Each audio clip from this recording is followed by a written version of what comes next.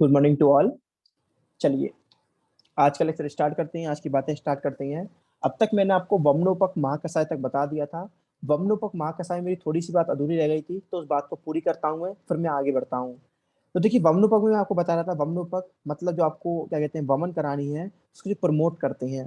तो देखिए, वमनोपक आचार्य ने बताए हैं, तो उसमें आपको मैंने बताया था कि इसमें मदन फल नहीं आया है। जो मदन फल है, जिसको श्रेष्ठ वामक द्रव्य आचार्य चरक ने बताया है। अपने इससे पहले वाले चैप्टर में भी मैंने आपको बताया था। सब चैप्टर 2 में तो लिख भी रहा है कि जो मदन फल है श्रेष्ठ वामक द्रव्य है। लेकिन इतना श्रेष्ठ होने के बावजूद सबसे पहली प्रायोरिटी हम मदन फल को देते हैं, लेकिन फिर भी वमनोपक महाकसाय में मदन फल का वर्णन नहीं किया आचार्य ने, मदन फल के बारे में नहीं बताया। तो ध्यान रखना है कि मदन फल कितना भी श्रेष्ठ वमन द्रव्य क्यों ना हो, लेकिन वमनोपक में आचार्य चरक ने उसको नहीं रखा है। किसको रखा था? मैंने श्लोक बताया था, मैंने बताया था मधु मदुक कोविरदार करूरदार एक साथ याद करेंगे। फिर मैंने बताया था बीच में नीप विदुल बिंबी एक साथ याद करेंगे, लास्ट में क्षण पुष्पी सदा पुष्पी प्रत्यक पुष्पी एक साथ याद करेंगे। इस तरीके से 10 नाम हमारे थे जिनको हमको एक साथ याद करना था। इंपॉर्टेंट थे 10 नाम, तो इन 10 नामों को याद हमको करना था।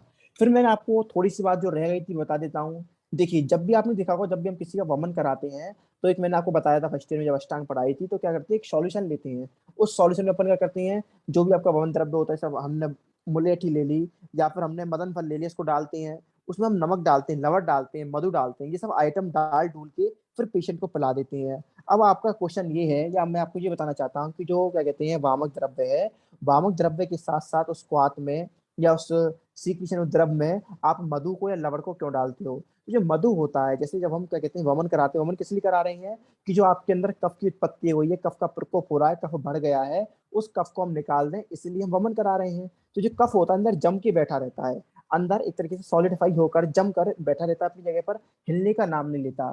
तो उसको पिघलने के लिए हमें बाहर से एक स्टिमुलस देना पड़ता है, एक एजेंट देना पड़ता है, डेट इज मधु। तो जो मधु होता है कफ को पिघलाता है, कफ का विलयन करता है, विलयन मतलब उसको पिघलाता है। और जो सेंधो होता है, जैसे फॉर एग्जाम्पल जो मधु है उसने करा कफ को मुलायम करा, विलयन मतलब पिघलाने की कोशिश करी, और सेंधो लवण ने क्या करा, उसका छेदन कर दिया। छेदन मतलब उसको एक तरीके से खुरचने की, उसमें छेद करने की कोशिश करी जिससे निकल जाए। फॉर एग्जाम्पल जैसे कहते हैं बर्फ थी, बर्फ पिघल नहीं रही थी, जैसे फ्रीजर में आप लोग देखते हैं बर्फ पिघलती नहीं है, तो हम क्या करते हैं, फ्रीजर को बंद कर देंगे। जब बंद कर देंगे तो बर्फ पिघलने लग जाएगी, इसका विलयन होना स्टार्ट हो जाएगा। और जैसे ही पिघलने लग जाएगी, हम थोड़ा एक्सटर्नली हाथों से या किसी पेचकस वगैरह से थोड़ा फोर्स लगाते हैं, इससे बर्फ क्या हो, टूटे और बाहर निकल आए। यानी एक कर्म हो रहा है पिघलाने का, और एक कर्म हो रहा है उसको फोर्स लगा के बाहर निकालने का। तो पिघलाने का काम कफ कर देता है और छेदन का काम सेंधु कर देता है। तो को ध्यान करना है कि जब भी हम वामक द्रव्य पिलाते हैं, तो उसके साथ में मधु और लवण देते हैं। मधु क्यों देते हैं? जिससे कफ का विलयन हो सके, यानी जो कफ है वो पिघल सके, और जो लवण है वो उसका छेदन कर्म कर सके। ठीक है, तो ये बात हमारी अधूरी रह गई थी, तो ये बात मैंने आपको बता दी। अब बात करते हैं विरेचनोपग महाकसाय की। स्क्रीन लगाता हूँ और पढ़ते हैं बराबर।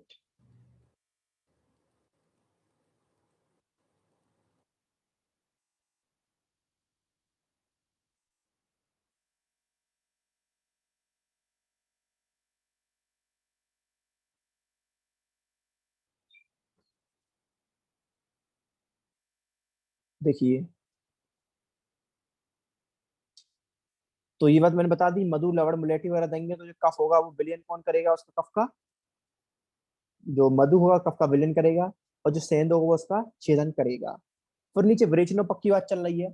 विरेचनोपग, देखिए विरेचनोपग में क्या क्या आया है, गिने चुने नाम आपको ये श्लोक तो याद करना, लेकिन तरीके से मैं याद कराऊंगा। लिख रहा है द्राक्षा, द्राक्षा काश्मर्य परुषका, द्राक्षा काश्मर्य परुषका। फिर लिख रहा है अव्या आमल की विविधता। एक मिनट तरीके से लिखते हैं इसको थोड़ा। द्राक्षा काश्मर्य पर्यूषक एक साथ, फिर दूसरी बार में अव्या आमल की विविधक एक साथ। ठीक है, फिर इसके बाद में कुबल बदर करकंदू एक साथ, और लास्ट में पीलू एक साथ। देखिए टोटल 10 नाम है, तीन तीन के तीन ग्रुप बनना है। देखिए द्राक्षा काश्मर्य परुषक, इन तीनों को मिलाकर क्या बोलते हैं, स्व अल्प आम्लक।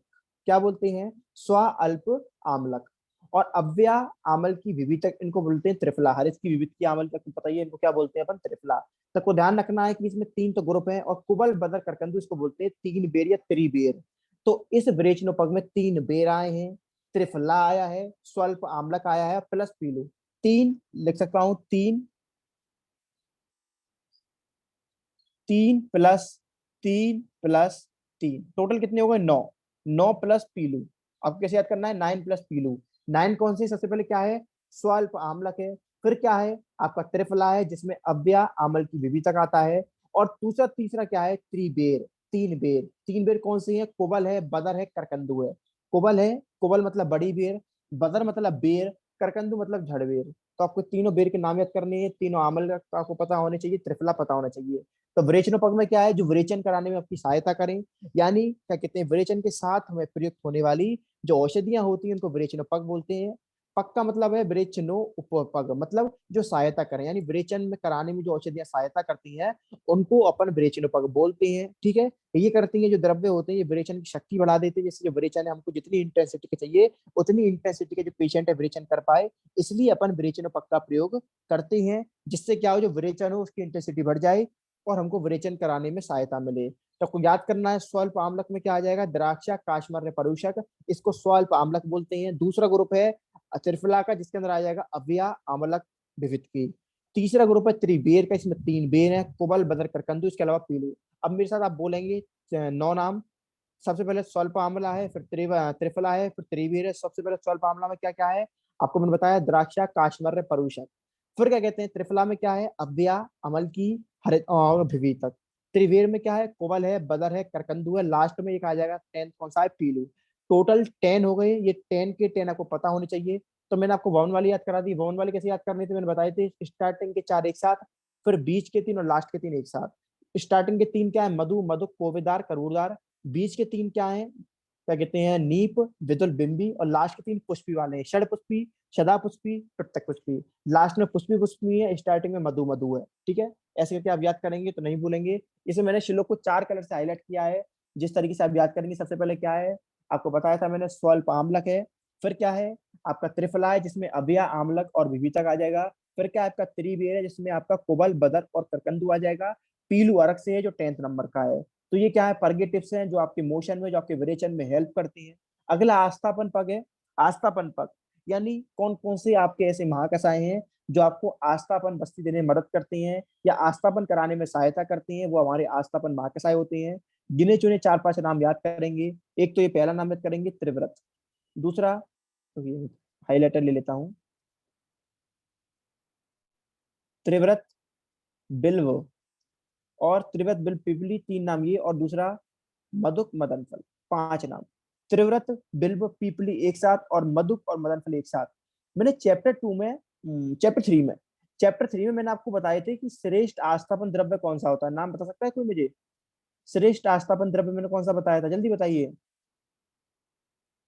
बताइए कोई भी। श्रेष्ठ आस्थापन के लिए मैंने क्या द्रव्य बताए थे, विरेचन के लिए त्रिव्रत बताया था।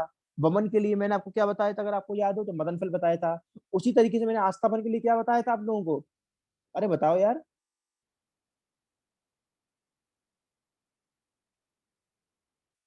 इमरान बताओ, प्रियम, गायत्री, आशीष, बताओ आप लोग।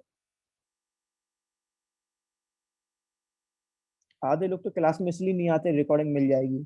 ये रिकॉर्डिंग के फायदे भी हैं, नुकसान भी ये है कि क्या कहते हैं, क्लास में क्या कहते हैं इतने सारे बच्चे हैं, 30-35 से ज्यादा बच्चे हो गए हैं, और आ कितने रहे, 1/4 भी नहीं आ रहे। तो रिकॉर्डिंग का ये नुकसान होता है कि बच्चे रिकॉर्डिंग पे डिपेंडेंट हो जाते हैं, क्लास में आना बंद कर देते हैं। तो अगर आपको याद हो तो मैंने आपको बताया था कि आस्थापन के लिए आप किसको सिलेक्ट करेंगे, पाटला को। याद आया नहीं आया, आप बता दो मुझे, याद आया नहीं आया पाटला। मैंने आपको बताया था आस्थापन के लिए पाटला श्रेष्ठ होता है। याद आया नहीं आया, मैं आप लोगों से पूछ रहा हूँ, बताइए, याद आया। यस सर आया। Yes sir. चलिए फिर, यस सर। तो वमनोपग मैंने आपको याद करा दिया, विरेचनोपग मैंने आपको याद करा दिया। विरेचनोपग में क्या क्या आ रहा है, स्वल्प आम्लक आ रहा है, त्रिफला आ रहा है, तीन बेर आ रहा है, और लास्ट में पीलू आ रहा है। अब आप बताइए क्या क्या आ रहा है विरेचनोपग में, कैसे याद करेंगे, बताइए, माइक ओपन है अब तो आपका। 3-3 का पेयर बना के सब याद करेंगे, स्वल्प आम्लक, अब फिर उसके बाद त्रिफला और फिर 3 पेयर, फिर पीलू। बिल्कुल बिल्कुल बिल्कुल, समझ गए बात को, मतलब आप लोग सबसे पहले 3-3 का ग्रुप बनाएंगे। सबसे पहले स्वल्प आम्लक है, जिसमें द्राक्षा, काशमर, परूषक आ जाएगा। फिर त्रिफला है, जिसमें अव्यय आम्ल का और विविधक आ जाएगा। और फिर 3 बेर है, जिसके अंदर कोबल, बदर, करकंदू आ जाएगा। टोटल 9 हो जाते हैं। लास्ट में पीलू को अलग से ध्यान रख लेंगे। तो कैसे याद करेंगे, द्राक्षा, काशमर, परूषक, अव्यय आम्ल की विविधक, कोबल, बदर, करकंदू, पीलू। ठीक है, कितना इजी, हमें विरेचन याद हो गए। आस्थापन के लिए 5 नाम याद कर लेंगे, याद रखेंगे यहाँ पर पाटला नहीं आया। पाटला वैसे तो श्रेष्ठ द्रव्य बताया गया आस्थापन के लिए, लेकिन भी यहाँ पर आस्थापन में आपका पाटला नहीं आया। ठीक है, आगे बढ़ेंगे। अनुवासन, अनुवासन में भी 3-4 नाम याद करेंगे अनुवासन बस्ती के लिए। रासना, सुरदारू, बिल्व, वृश्चिर और पुनर्नवा, बस बात खत्म। आगे बढ़ेंगे। शिरोवृचन में कुछ इंपॉर्टेंट है, जैसे ज्योतिषमती इंपॉर्टेंट है, टिक करेंगे। यवक, इसमें क्या आया है, छवक आया है, छवक, छवक, छवक को मार्क करेंगे। मरिच और पिपली को, 4 नाम याद करेंगे, ज्योतिषमती, छवक, मरिच, पिपली। ठीक है, चलिए, शिरोवृचन के लिए उपयोग में लिए जाते हैं ये। अगला है छर्दी निग्रहण। किसी को क्या कहते हैं, हमको क्या कराना है, उल्टी आ रही है, उल्टी रोकना है, उल्टी रोकनी। छर्दी निग्रहण यानी छर्दी को हरने वाले। तृष्णा निग्रहण, तृष्णा को हरने वाले। हिक्का निग्रहण, हिक्का को हरने वाले। मैंने आपको बताया था ना, हिक्का, तृष्णा, छर्दी 3 आइटम है, HTC। हिक्का निग्रहण, तृष्णा निग्रहण, छर्दी निग्रहण। निग्रहण का मतलब क्या होता है, हरना, दूर करना, रिमूव करना। निग्रहण का मतलब क्या होता है, रिमूव करना,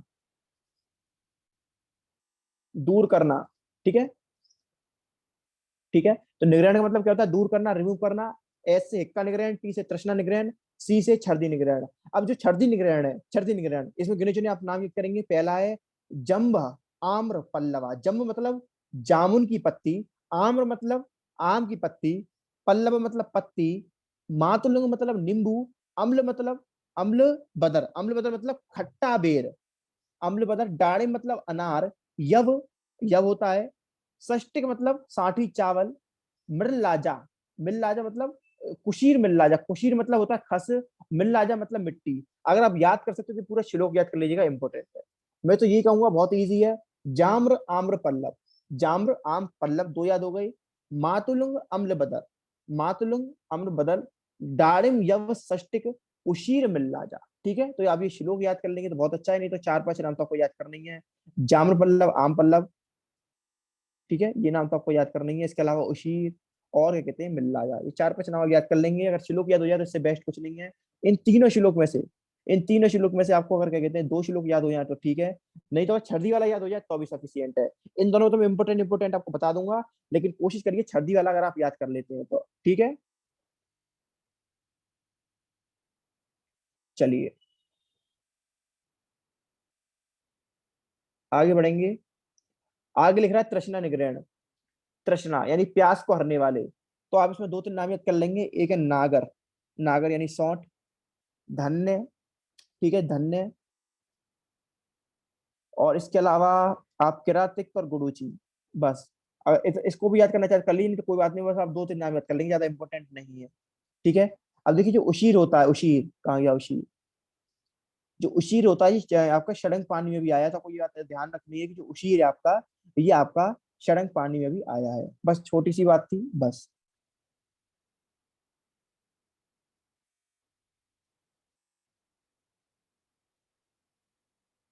चलिए थोड़ा सा आगे बढ़ेंगे अपन। अब है हिक्का। हिक्का में कौन कौन से इंपॉर्टेंट है, टिक करेंगे। एक तो कंटकारिका, बरैती, वृक्षरुआ। वृक्षरुआ एक और में आया था, किसमें आया था वृक्षरुआ, बताइए। वृक्षरुआ किस में आया था, अभी बताया था मैंने इससे पहले वाले लेक्चर में। वृक्षरुआ किस में आया था, अरे बताओ यार, इतने कमजोर कैसे हो गए तुम लोग। ऐसा कौन सा महाकाश आया था जिसमें 7 जीवनीय के मिल रहे थे, और 7 3 हमने अलग से लिखे थे। वृत्रजा, जटिला, कुलिंगा, कौन सा था वो। इससे पहले वाले लेक्चर में तो मैंने आपको बताया था कि 7 जीवनी वाले आ रहे हैं। जनन है। शुक्र जनन, मोस्ट मोस्ट मोस्ट इंपोर्टेंट। शुक्र जनन में हमारा वृद्ध वहां आया था, शुक्र जनन में। ठीक है, शुक्र जनन में आपको क्या आया था, ये वृद्धरोह आया था।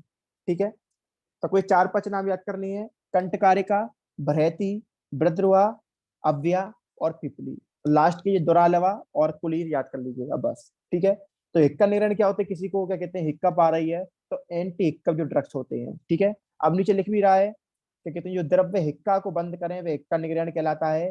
हिक्का भी श्वास के समान, जो श्वास रोग होता है उसी तरह हिक्का भी श्वास के समान वात और कफ दोनों से उत्पन्न होती है। फर्क क्या है, श्वास में कफ की और इसमें वात की प्रधानता रहती है, यानी हिक्का में किसकी प्रधानता रहती है, वात की। हिक्का में किसकी प्रधानता है, वात की, और श्वास में किसकी रहती है, कफ की। हालांकि दोनों वातज कफज है, लेकिन अधिकता की बात करें तो हिक्का में वात रहता है और श्वास में क्या रहता है, कफ रहता है। ठीक है, तो देखिए अगर किसी के अंदर वात की वृद्धि हो रही है तो आपको क्या करना पड़ेगा, उष्ण वीर्य द्रव्य देने पड़ेंगे, उष्ण वीर्य द्रव्य। ठीक है, तो इसलिए लिख रहा है अतः हिक्का निरण द्रव्य उष्ण वीर्य और कफवात हर होते हैं। यानी जो हिक्का क्या कहते हैं द्रव्य होते हैं वो कैसे होते हैं, उष्ण वीर्य होते हैं और कफ और वात को हरने वाले होते हैं। यानी हिक्का निग्रहण में आप जितनी भी औषधियां प्रयोग कर रहे हैं ये कैसी हैं, उष्ण वीर्य है और वात कफ शामक है। क्यों, क्योंकि जो आपका हिक्का होता है ये वात कफज है और इसके अंदर भी वात की प्रधानता रहती है, तो वात के लिए हमको उष्ण की सहायता लेनी पड़ेगी और क्या करना पड़ेगा, और हमको गुरु देना पड़ेगा, तभी जाके हिक्का की शांति हो जाएगी। 4-5 नाम याद कर लेंगे, कंटकारी, बृहति, वृक्षरुहा और दुरालवा और कुलीरा। ठीक है, चलिए आगे बढ़ेंगे। पुरुष संग्रहणीय, 2-4 नाम याद कर लेंगे, मार्क कर देता हूँ। पुरुष संग्रहणीय मतलब जो आपका कहते हैं, अगर मल जो है आपका क्या कहते हैं बेसिकली ज्यादा निकल रहा है, ठीक है, मल आपका ज्यादा निकल रहा है या पतला निकल रहा है, तो उसका संग्रह करें, यानी जो मल को बांधता है, जो पुरुष को कलेक्ट करता है या जो पुरुष को बांध कर निकालता है, लिख रहा है जो पुरुष कर बांध कर निकलता है। यानी ऐसी औषधियां जो पुरुष को बांधती हैं, इकट्ठा करती हैं, डेट इज पुरुष संग्रहणीय। ठीक है, चलिए देखते हैं पूरी संग्रहणिया को। तो इसके कुछ नाम है जो आपको याद करने हैं। पहला नाम है प्रियंग, फिर है ताम्रस्थि। ठीक है, याद करना है ये ताम्रस्थि। फिर आप लोद्र और मोचरस, ये 4-5 नाम याद करेंगे बस। प्रियंग याद कर लेंगे, ताम्रस्थि याद कर लेंगे, लोद्र और मोचरस, ये 4 नाम याद कर लेंगे। क्या करते हैं ये, पुरुष को बांध करके निकालते हैं, पुरुष को बांध करके निकालते हैं। अब देखिए 2 चीज आ रही है नीचे, डिफरेंस बिटवीन गिराई और स्तंभन। मैंने आपको बताया था कि जब मैं आपको आगे क्या कहते हैं मार्क्साई बताऊंगा तब गिराई और स्तंभन के बीच में डिफरेंस बताऊंगा। देखिए जो गिराई होता है, जो गिराई होता है ये कटुरस प्रदान होता है। जो गिराई औषध होते हैं, जो गिराई रस औषध होते हैं ये कैसे होते हैं, कटुरस प्रधान होते हैं। ठीक है, और जबकि जो स्तंभन द्रव्य होते हैं ये कैसे होते हैं, कसाय रस प्रदान होते हैं। गिराई कैसे होते हैं, उष्ण वीर्य होते हैं, स्तंभन कैसे होते हैं, शीत वीर्य है। गिराई कैसे होते हैं, अग्नि वायु की प्रधानता रहती है, स्तंभन में वायु वात की प्रधानता रहती है। गिराई वात शामक होते हैं, स्तंभन वात को बढ़ाने वाले होते हैं। अब देखिए क्या डिफरेंस होता है, जो गिराई होते हैं ये करते हैं रोकते भी हैं, मल को रोकते हैं, मल को रोकते हैं। और जो स्तंभन होते हैं ये भी मल को रोक रहे हैं, मल को रोकते हैं। फर्क क्या है, जो स्तंभन है जी सिर्फ रोकते हैं यानी ओनली रोकते हैं, जबकि जो मल वाले हैं, जबकि जो गिराई है, गिराई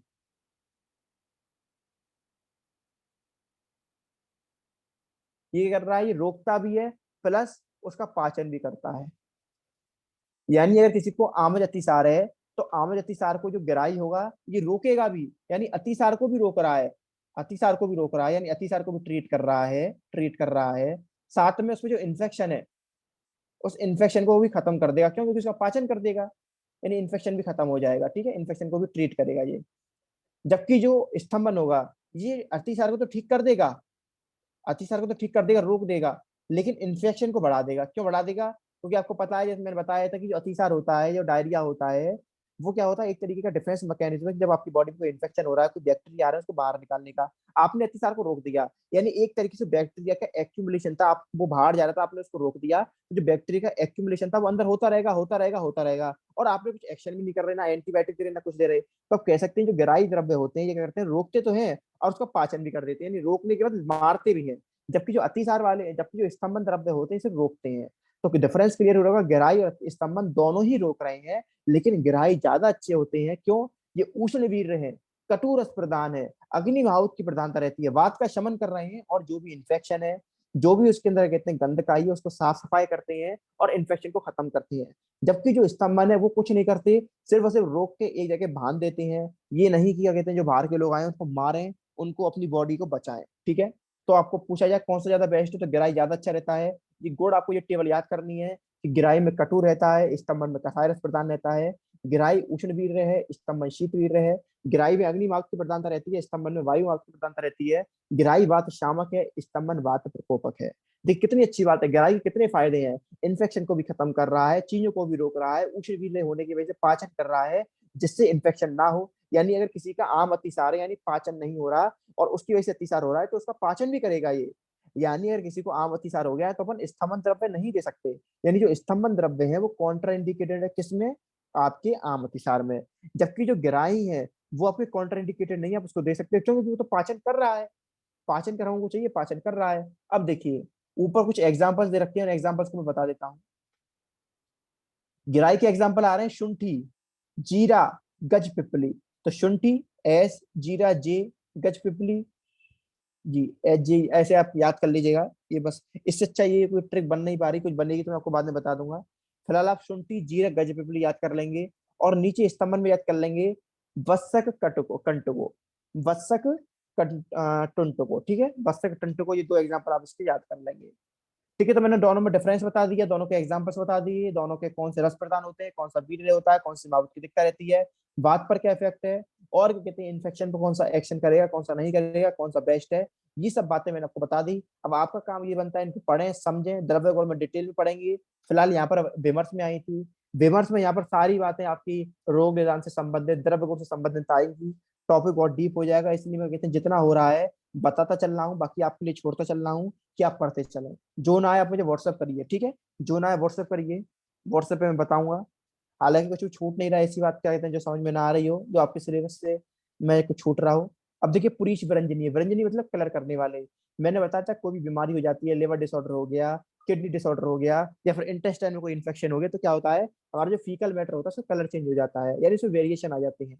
यानी अगर कोई दिक्कत हो जाती है पुरीश में तो उसके कलर चेंज हो जाते हैं, और जब कलर चेंज हो जाते हैं तो हमको ये एक तरीके से दिखाता है कि हाँ ऐसे ऐसे दिक्कत हो गई है, ऐसे ऐसे कोई बीमारी हो रही है, तो उस बीमारी का ट्रीटमेंट करो। तो उस बीमारी का ट्रीटमेंट करने के लिए हम उसके कलर से पता लगाते थे, मेलेना आ रहा है, किसी के ब्लैक स्टूल्स आ रहे हैं, तब हम पता लगाते हैं हो सकता है इसको डेंगू हो, इसकी इंटेस्टाइनल परफॉर्मेशन हो गया, इसके मतलब इंटेस्टाइनल ब्लीडिंग है। जब भी इंटेस्टाइनल ब्लीडिंग होती है तभी पेशेंट के ब्लैक स्टूल्स आते हैं।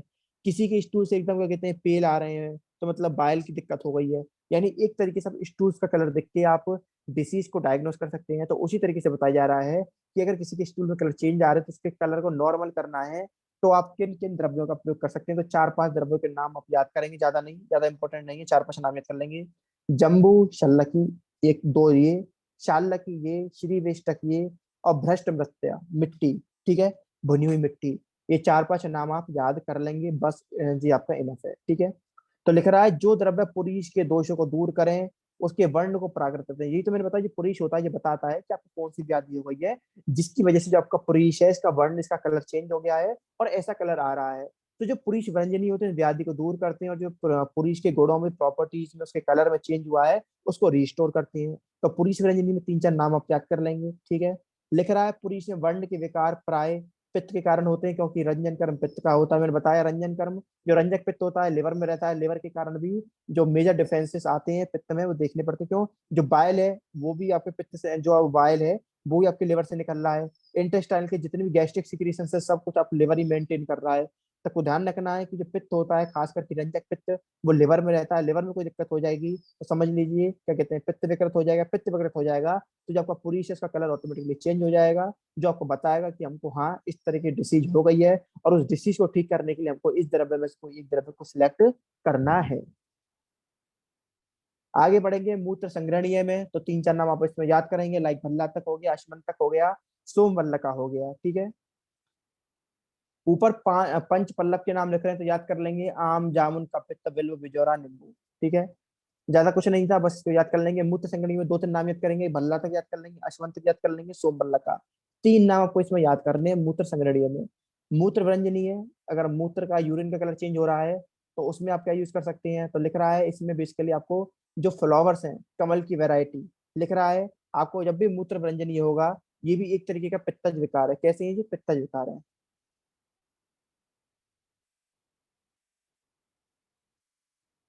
यानी अब इसमें पित्त शामक द्रव्य का प्रयोग करेंगे।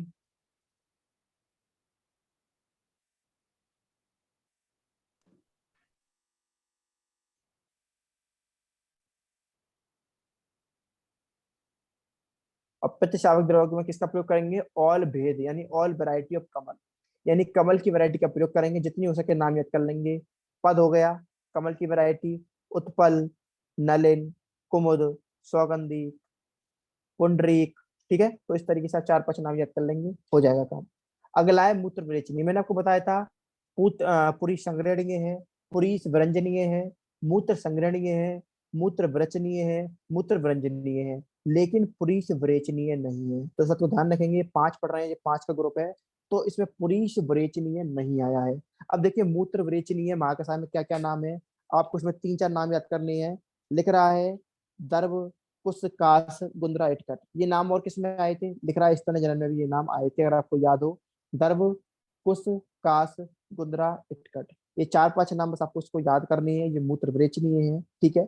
मूत्र विरेचनीय मतलब यूरिन को निकालने वाले यानी डायूरेटिक्स, मूत्र को निकालने वाले यानी कि डायूरेटिक्स।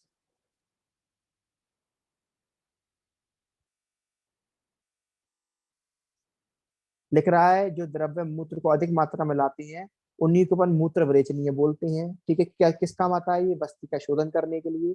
और मूत्रल भी कहते हैं इनको, बस्ती शोधन यानी बस्ती की सफाई करते हैं, शोधन करते हैं, इसको खाली करते हैं। मूत्रल मूत्र को अधिक मात्रा में लाते हैं, इसलिए इसको मूत्रल बोला गया है। मूत्रल मतलब मूत्र को अधिक मात्रा में लाने वाले। अब लिख रहा है मूत्र कैसा होता है आपका, जलीय और अग्नीय होता है। यानी जो आपका यूरिन होता है इसके अंदर वाटर कंटेंट और फायर कंटेंट, अग्नि अग्नि महाभूत, इन दोनों की अधिकता रहती है, ठीक है। तो ध्यान रखना है कि अगर हमको इनको निकालना है तो हमको भी कुछ ऐसे द्रव्य चाहिए होंगे जिनके अंदर शीतवीर्य भी हो, उष्णवीर्य भी हो। यानी जो मूत्र विरेचनी द्रव्य होते हैं इसमें दोनों वैरायटी है, कुछ शीतवीर्य द्रव्य भी है, कुछ उष्ण वीर्य द्रव्य भी हैं। डिपेंड करके क्या कंडीशन है, पेशेंट अगर पित्त विकृति का है, अगर आपके पास शरद ऋतु में आ रहा है तो कोशिश करेंगे उष्ण वीर्य द्रव्य ना दें, शीत वीर्य द्रव्य दें। कफित प्रकृति का है तो आपको देखना पड़ेगा।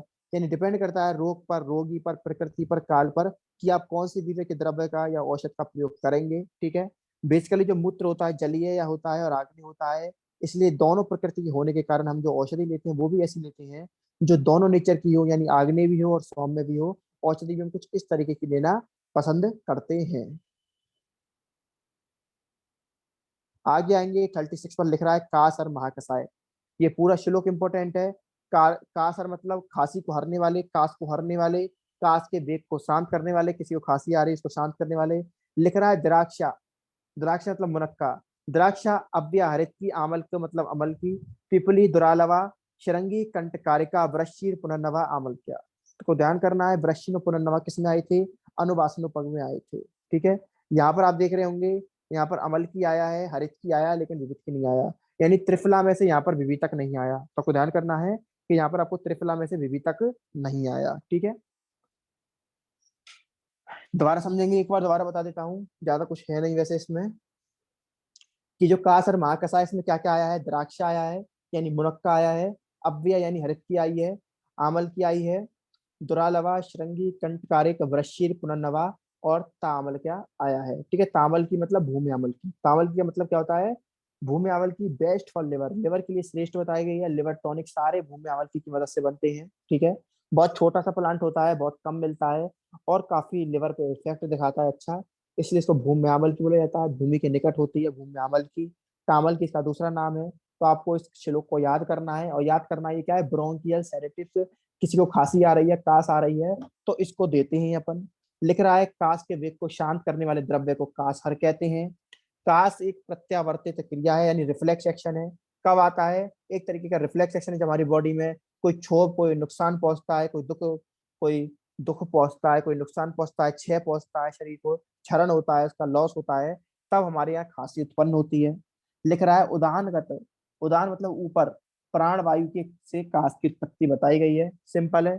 और हमें इसकी हरने के लिए कास और द्रव्य का प्रयोग करना है। कास और द्रव्य कैसे होने चाहिए, इससे होने चाहिए क्योंकि ये वार है तो हमें इसके अपोजिट ट्रीटमेंट देना है, स्निग्ध देना है, उष्ण देना है, मधुरस का सेवन नहीं कराना है। अगर आप इन सब का सेवन कराओगे तो वात का शमन हो जाएगा, और वात का शमन हो जाएगा तो कास का भी शमन हो जाएगा। यानी जो कास है एक वातज विकार है, यानी अगर आपको कास को हटाना है तो वात का शमन करना पड़ेगा। वात के शमन के लिए आपको स्निग्ध, उष्ण, मधुर गुण कर लाने पड़ेंगे। जब ये गुण आ जाएंगे तो वात का शमन हो जाएगा, यानी कास की ऑटोमेटिकली शांति हो जाएगी। हमने निदान दूर कर दिए, जिस कारण रोग हो रहा था हमने उसे रोगों के कारण को ही दूर कर दिया, तो रोग अपने आप शांत हो जाएगा। श्लोक याद करना है, मैंने बताया इसके अंदर 2 बातें आई थी, एक वृश्चिक और पुनर्नवा जो अनुवासन पग में आया है। दूसरा यहाँ पर जो आपका त्रिफला है उसमें अव्यय आया है, अमल की आया है, लेकिन विवितक नहीं आया। तो कासर में ध्यान रखना, आपको अव्यय है, अमल की है, लेकिन विवितक नहीं है। द्राक्षा मुनक्का है, मुनक्का स्निग्ध होता है, मधुर होता है, जो पित्त का शमन करता है। तो काश के लिए अच्छा बताया गया है। आगे पढ़ेंगे श्वास। आइए चैट सेक्शन पहले यहाँ तक आप लोगों से बात कर लेते हैं। तो यहाँ तक की बात आपको क्लियर हुई?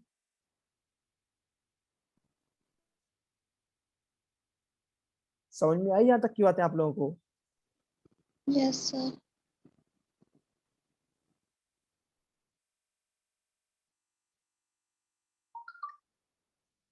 बस 1 मिनट में स्टार्ट करते हैं, थोड़ा पानी पी लूँ बस 1 मिनट।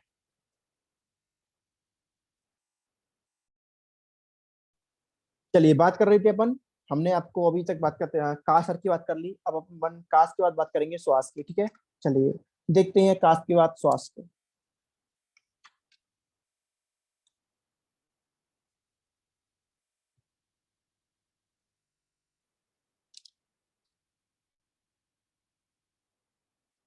देखिए श्वास कर, किसी को स्पाज्म आ रहा है, ब्रोंकियल एंटी स्पाज्म तो अपन देंगे, अगर किसी को स्पाज्म आ रहा है तो अपन क्या भी देंगे? एंटी स्पाज्म देंगे। अब देखिए, यानी लिख रहा है, पहले मैं नीचे वाली बात बता देता हूँ, एग्जाम्पल बाद में आपको टिक करा दूंगा। नीचे लिख रहा है प्राण वायु का अधिक मात्रा में ऊर्ध्वगामी होना। जो प्राण वायु है उसका स्थान ऊपर का मतलब कंठ बताया गया है और प्रदेश बताया गया है, जब वो अधिक मात्रा में ऊपर से निकलती है, ऊर्ध्वगामी मतलब ऊपर से निकलती है, जिसमें वक्ष स्थल यानी चेस्ट प्रदेश क्या कहते हैं, भांति एकदम स्पीड से गति करती है, श्वास कहलाता है। एकदम एकदम स्पीड से गति करे हमारा चेस्ट तो हम कहते हैं श्वास रोग है इसको, ठीक है? तो इसमें अपन क्या कहते हैं, इसको बोलते हैं दम फूलना दमा। दम फूलना दमा। अस्थमा वो देखा है आप लोगों ने, अस्थमा, उससे आप इसको कोरिलेट कर सकते हैं। अस्थमा में क्या होता है, पेशेंट व्हीजिंग लेता है, सांस लेता है, तित्त सांस लेता है, तित्त सांस लेता है, और उसका जो चेस्ट होता है बार बार अप एंड डाउन मूव करता है, डेट इज द श्वासर। ठीक है, तो अपन वहां पर श्वासर का प्रयोग करेंगे। तो कुछ नाम आपको इसमें याद करने हैं। और जब उसको ऐसी कंडीशन होती है कि उसकी प्राणवायु ऊपर जाती है स्पीड से और उसका चेस्ट बड़ी तेज ऊपर से मूवमेंट करता है, तो उसको अपन क्या बोलते हैं? डिस्निया। क्यों डिस्निया का मतलब क्या होता है? पेनफुल रेस्पिरेशन, यानी जब उसको सांस लेने में कठिनाई हो, उस कंडीशन को अपन क्या बोलते हैं? डिस्निया। तो लिख देता हूं, डिस्निया क्या है? Condition of painful respiration.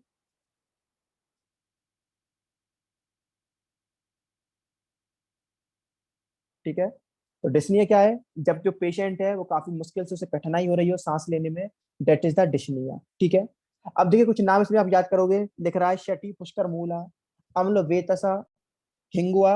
देखिए इसमें आप 4-5 नाम याद कर लीजिएगा, वैसे तो श्लोक इंपॉर्टेंट है, लेकिन 4-5 नाम मैं आपको बताऊंगा, वो आप याद कर लेंगे। आप इसमें एक तो एला छोटी इलायची आ रहा है, उसको याद कर लेंगे, ठीक है? आंवल की याद कर लेंगे। देखिए एला, एला यहाँ पर है, एला। अम्ल वेतस के साथ मिला हुआ एला को देखिए, शटी पुष्कर मूल, अम्ल वेतसा, अम्ल वेतस एला। तो 3 नाम ये हो गए, शटी पुष्कर मूल हो गया, और क्या कहते हैं, शटी हो गया, पुष्कर मूल हो गया, अम्ल वेतस 3 ये हो गए, चौथा आपका क्या हो गया? एला हो गया। एक आपका कहते हैं तामल की कर लेंगे, ठीक है? तामल की मतलब भूमि अमल की। ये 5 नाम इसमें याद कर लेंगे। मैंने क्या बताया, जब भी प्राणवायु बढ़ जाएगी, ऊपर जाएगी, ऊर्ध्वगामी होगी, आपका चेस्ट होगा बड़ी स्पीड से ऊपर नीचे मूव करेगा, पेशेंट को सांस लेने में कठिनाई होगी, श्वास लेने में कठिनाई होगी, जिसको अपन डिस्निया बोलते हैं। ठीक है, तो इसमें अपन क्या करते हैं, बेसिकली श्वास और महाकसाय का प्रयोग करते हैं। क्या होता है बेसिकली, ये जो श्वास होते हैं, काश होते हैं, ये वात और कफज विकार होते हैं। जो हिक्का था, हिक्का, उसमें वात की प्रधानता थी, और जो श्वास जो है इसमें क्या कहते हैं, कफ की प्रधानता रहती है, यानी है ये वात कफज। जैसे मैंने आपको ऊपर बताया था कि जो ऊपर क्या आया था, हिक्का, यहाँ है, ऊपर आया था हिक्का।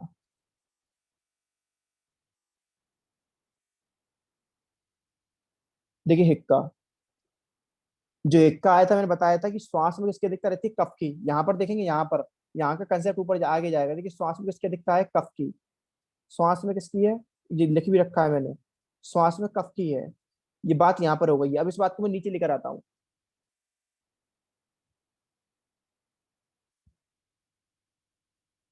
जो श्वास होती है, लिख रहा है देखिए, श्वास में कफ प्रदान वायु, यानी ये श्वास होता है, इसमें कफ की क्या रहती है? अधिकता। यानी यहाँ पर आपको कैसा ट्रीटमेंट करना है जो कफ को शांत करे।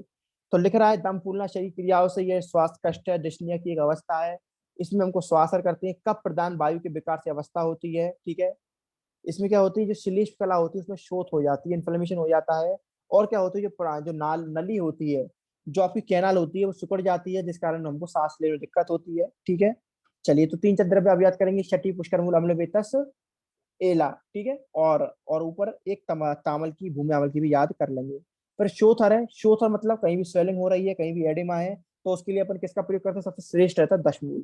सबको दशमूल द्रव्य याद कर लेने, इसमें 10 नाम दे रखे हैं, दशमूल बोलते हैं इनको, ये आप याद कर लेंगे। पाटला आता है, अग्निवंत आता है, शोनक आता है, बिल्व आता है, काशमर्य, कंटकारी, भृति, शालपन्नी, प्रश्न, गोक्षुरा, ये 10 नाम है। दशमूल के नाम ही आपको याद वैसे भी करने पड़ेंगे। यानी जो क्या कहते हैं, शोध को खत्म करें, ठीक है, तो उसको अपन क्या बोलते हैं, शोथ और महाकसाय बोलते हैं। ठीक है, देखिए नीचे आपको सबसे पहले तो ये श्लोक याद करना है, मैं हाईलाइट कर देता हूँ।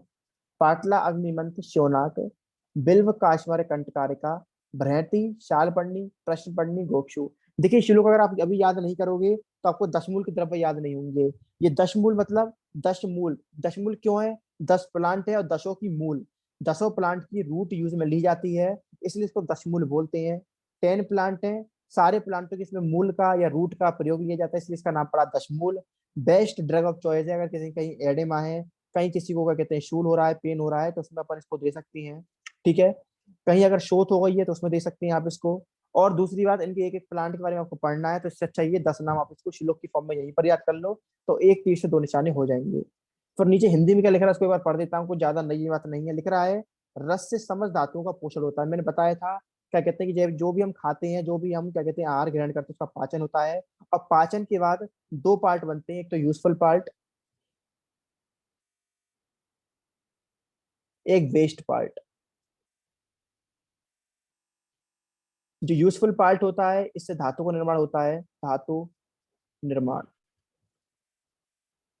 और जो वेस्ट पार्ट होता है इससे मल का निर्माण होता है और ये बाहर निकाल दिया जाता है। ठीक है, तो ध्यान रखना, ये यूजफुल पार्ट है इससे धातु का निर्माण हो रहा है, जो वेस्ट पार्ट है इससे आपका मल का निर्माण हो रहा है। अब देखिए यूजफुल पार्ट है, उससे क्या हो रहा है, पोषण हो रहा है, यानी रस से रक्त बन रही है, ऐसी धातु बनती है। रस से रक्त बन रही है, रक्त से मांस बन रही है, मांस से मेद बन रहा है, इसी तरीके से आपकी शुक्र तक धातु बनती है। तो ये बात यहाँ पे कह रहा है कि रस से, इस रस से सारी धातुओं का पोषण होता है, और एक धातु का पोषण करने के बाद जो बचता है उसको अपन क्या करते हैं, दूसरे अन्य धातु के पास चला जाता है। मैंने बोला कि सबसे पहले जो क्या कहते हैं आहार रस आया, भोजन का रस आया, सबसे पहले रस का पोषण करा, फिर रस का पोषण करने के बाद रस का पोषण हो गया, फिर जो बचेगा वो रक्त के पास जाएगा, फिर उस आहार रस ने रक्त का पोषण कर दिया, फिर जो आहार रस बचेगा रक्त का पोषण करने के बाद वो मांस के पास जाएगा। फिर एक तरीके से जो कह रहे हैं, जैसे खाना आया, जैसे मैंने आपको एक मिठाई का डिब्बा दिया, आपने खाया, मैंने बोला अपने बैचमेट को खा के पास कर देना, फिर आपने एक लड्डू खा लिया, फिर जो बचा आपने दूसरे बैचमेट को दे दिया, फिर उसने खा लिया, फिर जो बचा उसने दे दिया, यानी आप उसको इस्तेमाल कर रहे हैं और जो बचता जा रहा है उसको आगे बढ़ाते जा रहे हैं। ठीक है, तो वो बात यहाँ पर बोल रहा है। लिख रहा है विकृत अवस्था में वायु का प्रकोप होने पर क्या हो जाता है, बात ये पित्त कफ ये सब क्या हो जाते हैं, दूषित हो जाती हैं, और क्या होती है, रक्त की गति अवरुद्ध हो जाती है, जिससे क्या होता है उसका संचय, रक्त का संचय किधर हो जाता है, त्वचा और मांस के बीच में हो जाता है। इसी को शोथ कहते हैं। क्या बोला है शोथ के लिए, इन्होंने बोला कि जनरली क्या होता है कि जो भी हम खाते हैं उससे पाचन होता है, और पाचन के बाद सारी धातु का निर्माण होता है, पोषण होता है। लेकिन क्या हुआ, हमने बताया आपको कि रस से रक्त का इस तरीके से निर्माण होता है, जो भी आहार रस आया वो एक एक धातु का पाचन करता है, जैसे रक्त का निर्माण किया, जो बच गया, जो पोषण बच गया, जो डिब्बा बच गया वो आगे बढ़ जाएगा। जस्ट लाइक मैंने आपको मिठाई के डिब्बे दिया, आपने खाया, जो बचा उसको आपने आगे बढ़ा दिया, फिर दूसरे ने खाया, जो बचा उसको आगे बढ़ा दिया, यानी आप खुद इस्तेमाल कर रहे हैं, जो बच रहे हैं उसको आगे बढ़ा दे रहे हैं। तो उसी तरीके से यहाँ पर हो रहा है, जो बच रहा है उसको आगे बढ़ा दिया जा रहा है, बाकी के खुद यूज में लाया जा रहा है। तो क्या हुआ, इस तरीके से मैंने बताया कि अगर वायु का प्रकोप हो गया, वात का प्रकोप हो गया, तो ये हम इस्तेमाल नहीं कर पाए। इस्तेमाल नहीं कर पाए इन द सेंस रक्त का, पित्त का, कफ का, ये सब दूषित हो गए, जिसकी वजह से क्या हो गया, रक्त की गति में अवरोध हो गया, रक्त का मार्ग ब्लॉक हो गया, जिसकी वजह से रक्त था जहां जाना चाहिए था वहां पर नहीं जा पाया। और क्या हुआ, त्वचा के बीच में और मांस के बीच में फंस गया, यानी आपकी स्किन के बीच में और मसल्स के बीच में जो रक्त होता है फंस जाता है, और वहां पे स्वेलिंग या शोथ उत्पन्न कर देता है। जो उत्पन्न होता है इसी को अपन शोथ बोलते हैं। ये परिभाषा भी मैंने आपको पूरी पढ़ा दी। ये आपको नाम याद करने हैं 10, पाटला अग्निमांत शोनक बिल्व काश्मर कंठ कारिका बृहति शाल पन्नी प्रशपन्नी गोक्षुरा। ठीक है, चलिए ये हो गया। चलिए इतना ही रखते हैं, बाकी का अपन कल कर लेंगे पूरा, आज वैसे ही पूरा ये हो नहीं पाएगा, इतना ही रखते हैं। आइए चैट सेक्शन, यहाँ तक कुछ पूछना है किसी को, यहाँ तक कुछ पूछना है तो आप लोग पूछ सकते हैं। कोई समस्या, कोई क्वेश्चन, किसी का कोई क्वेरी।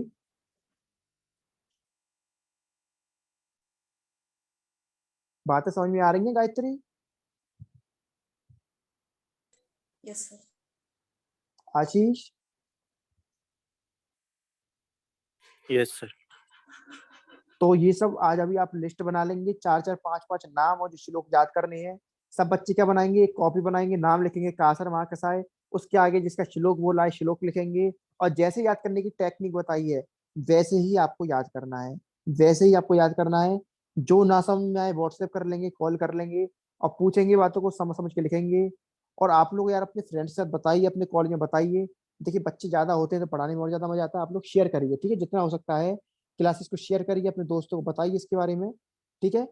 चलिए फिर, टेक केयर, बाय बाय, मिलते हैं अपन कल। आज आप एंजॉय करिएगा शाम को, क्लास आज सुबह इसलिए खत्म कर दी जिससे आज आप शाम को एंजॉय कर सकें। चलिए टेक केयर, बाय बाय, मिलते हैं अपन कल।